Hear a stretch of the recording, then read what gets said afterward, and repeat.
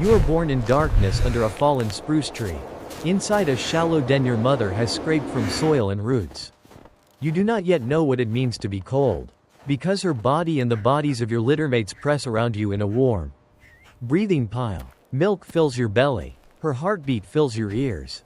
And above your blind world the wind combs through pine needles and carries the distant scents of elk, ravens and smoke. The earth roof drips slowly after rain. The floor smells of damp fur and crushed leaves.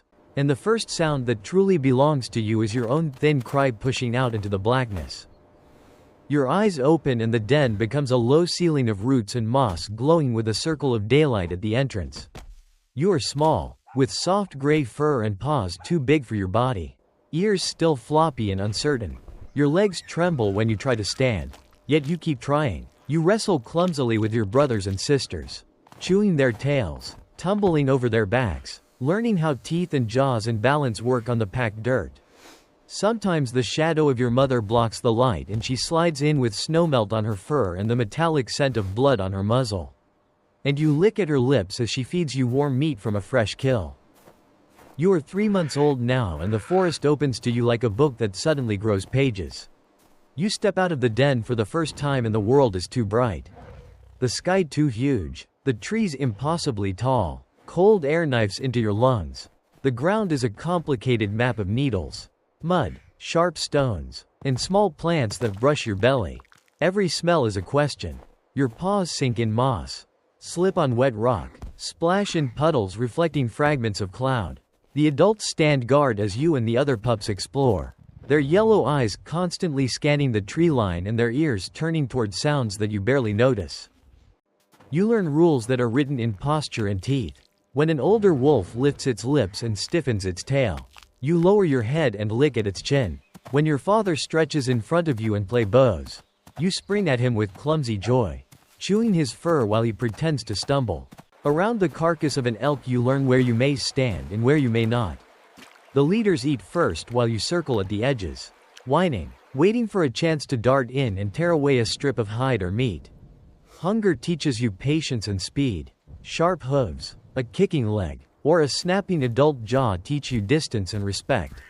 You are 1 year old now and the forest has seasons inside your skin. You know the wet sweetness of spring, when streams swell with meltwater and mud clings to your legs. You know summer heat that makes your tongue hang out as you trot along dusty game trails. You know the first sting of autumn frost on your nose. Most of all you know winter. Because winter is where wolves are measured. Snow muffles the forest and sharpens every sound. Your paw pads crack from the cold. Breath steams from your muzzle in clouds as you follow the pack. Nose low, reading the faint lines of scent that elk and deer leave in the frozen air. Hunger is a permanent stone in your belly. And the nights ring with your collective howls stitched across the valley like threads of ice. The hunt becomes your main language. You learn how to spread in a crescent through the trees. How to angle the wind so that prey smells you too late. You learn that the herd is a body with many legs and one shared fear. And that you must break that body into pieces. You dash, feint, snap, and wheel, driving the weakest animal to stumble. When you finally sink your teeth into a heaving flank or throat, you feel the desperate thudding of another heart against your tongue. And you understand that your life presses on the ending of another. You are no more cruel than winter. No more kind than gravity. You are simply a wolf. And wolves must eat. You are 3 years old now and your body has stretched into power. Your chest is deep. Your legs long. Your coat thick with gray and white and darker streaks along your back. Your muscles remember every trail and ridge. You can run for hours without breaking. Your breath steady. Your paws beating a rhythm into snow and soil. The older leaders begin to slow. You notice the way the alpha male hesitates before leaps he once took easily. The way the alpha female pants harder after a long chase. You feel a new heat inside yourself that is not only hunger but ambition. When you walk beside them, your tail creeps higher before you force it back down. Challenges do not arrive like lightning. They gather like clouds. Small growls last a little longer. Stares hold a little tighter. One day at a carcass you do not back away as quickly as you should. Another day you block a younger wolf with your shoulder and he yields. The pack watches these moments, though no one speaks. Then, on a sharp morning when the snow squeaks underfoot and ravens bark from the trees, You stand rigid as the alpha male approaches. Your fur lifts from neck to tail. His lips peel back and yours do too. Teeth flashing white against gray. The fight is short and terrible. A blur of lunges, impact, pain and frozen breath. When it is finished you are standing above him. Your jaws around his muzzle. His body turned away. You are now the leader. And leadership is heavier than bone. Every step you take cuts a path that others follow. You decide when to stop and rest. You choose which scent trail to trust. Which valley to cross. Which river to ford. If you choose badly, everyone grows thin. If you choose very badly, someone dies. Pups that are not yours depend on your judgment. Old wolves that cannot keep up depend on your mercy. On clear nights you stand on a ridge as wind combs your fur and the snowfield gleams under the moon. And you lift your head to howl. Voices answer from behind you. From your mate, your siblings, your pups, your rivals, all stitched together into one long thread that you hold at the front. You are 5 years old now and the winters cut deeper. You lead the pack outward, farther from your birth valley. Because elk herds shift and human roads carve new scars through the land. Sometimes your nose fills with the stinging smell of gasoline and hot metal. Sometimes with the strange sharp scent of wire fences and garbage.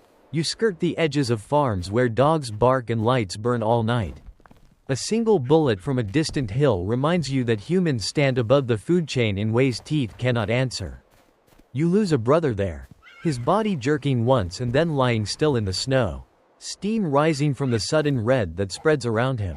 You cannot understand the metal that kills from far away.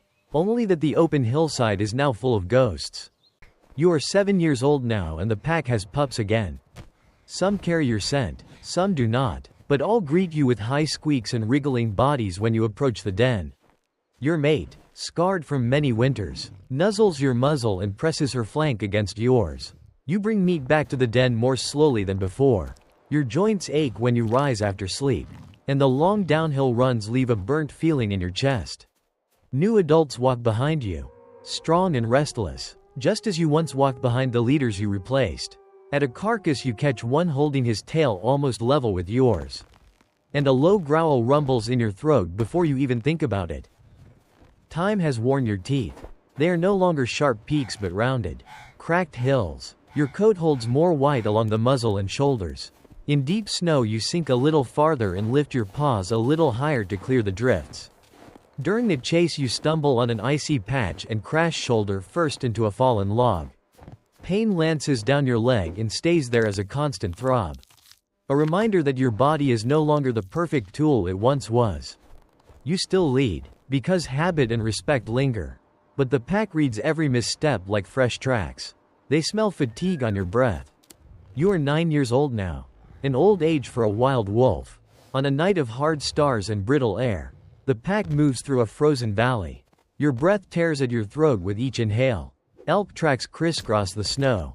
But each sprint you begin ends with you falling behind, gasping while the younger wolves surge forward. At last, on a bleak ridge, one of the younger males steps in front of you. His fur is thick and full. His shoulders heavy. His eyes clear and hard. The two of you stand nose to nose as wind lashes fine crystals of snow between you. You growl and lift your tail. But it trembles. He does not back down. The fight that follows is shorter than the one you once won. Your muscles answer more slowly. Your paws slip. Your breath burns too quickly. Teeth tear through your shoulder. Your leg buckles, and he slams you onto your side in the snow. You snarl and twist, but his jaws close around your throat. Not crushing, only holding. Around you the pack waits, eyes shining in the starlight. At last you turn your head away, exposing your neck. He releases you and stands above. Tail high, you stand too, but this time you step aside. The path in the snow now bends around his body. Not yours. You drift toward the back of the procession after that night. Your world becomes smaller, shrinking to the distance between your aching paws and the nearest tree. You still join the hunts, but you no longer lead the first charge. You eat later, after the new leaders and the strongest adults have fed. When food is short you step back for the pups and for your aging mate without thinking. Some days you lag so far behind that the pack's scent grows thin and the forest presses in with its quiet. Once, at dusk, you stand alone in a small clearing while cold blue light settles on the snow. And for a long moment the silence feels heavier than the hunger. One late winter afternoon you find yourself separated from the pack after a long, chaotic chase through a storm. The snow falls thick and wet, blurring trees into gray pillars.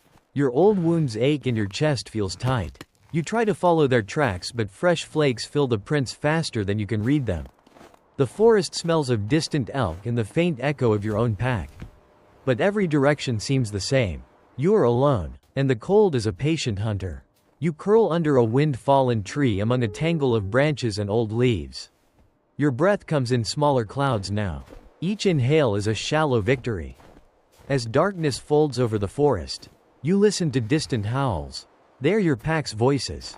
But already they sound as if they belong to another world. You answer once, a hoarse thread of sound that rises and cracks in the freezing air. Then fades. Snow gathers on your back and on the fallen trunk above you. Your heartbeat slows, your paws grow numb, and your eyes sink half-closed. Around you the forest continues its own work. An owl passes silently overhead. Somewhere elk break crusted snow with their hooves.